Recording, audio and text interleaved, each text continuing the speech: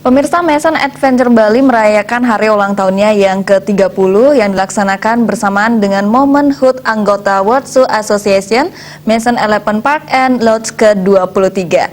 Perayaan dilaksanakan di Mason Elephant Park and Lodge, Desa Taro, Kecamatan Tegalalang, Gianyar.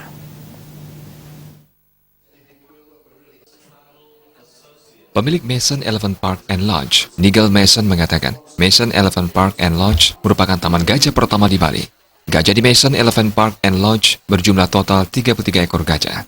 Selama 23 tahun berjalan, Mason Elephant Park and Lodge sudah mampu membiarkan gajah Sumatera dengan melahirkan 4 ekor gajah.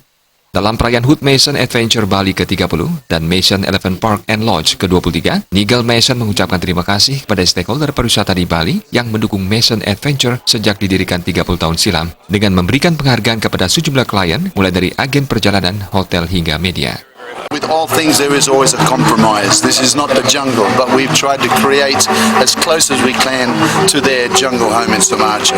This is the perfect place in Tara because it's a little bit cooler, it's got lots of trees, and the elephants are very happy here. So we want people to understand that these are not animals that are tortured or brutalized. We take great care of our elephants, and we completely dispute all the rubbish that is spread throughout the world by animal activists who insist that all elephants in parks like this are brutalized and given a terrible life. That is absolutely not true. This is a place where elephants live happily and with no fear of either each other or shooters, hunters or poachers. Here they will live a very, very happy life. Sementara itu, Yani Mason, istri dari Nigel Mason, di usia 30 tahun, Mason Adventure Bali berharap bisnis keluarganya mampu berkontribusi positif bagi masyarakat Bali, khususnya Kabupaten Gianyar.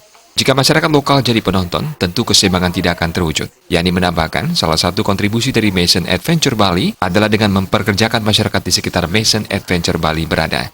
Sudah lama di sini, jadi mau bilang terima kasih kepada supportersnya kita. Kita ada di sini kan juga tergantung sama agent, sama freelance, sama orang-orang. Jadi sebagai ucapan terima kasih kita kepada mereka dan biar semua juga tahu bahwa kita ini serius. Jadi this is our product, begitu.